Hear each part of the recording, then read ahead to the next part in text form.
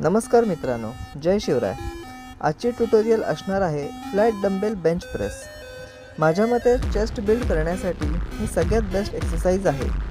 तुम्ही बघू शकता की माझी बेंच पूर्ण फ्लॅट नसून एक नॉच इन्क्लाइन आहे। यानी होतं असं की अपर चेस्टवर थोडा जास्त लोड येतो। एक्सरसाइज करत असताना एक्सरसाइजच्या नेगेटिव्ह फेजमध्ये म्हणजेच इसेंट्रिक फेजमध्ये लोड कंट्रोल करत खाली आणा आणि पॉझिटिव्ह फेजमध्ये म्हणजेच कॉन्सेंट्रिक फेजमध्ये लोड फक्त उचलण्यापेक्षा टार्गेट मसलनी उचलण्याचा प्रयत्न करा।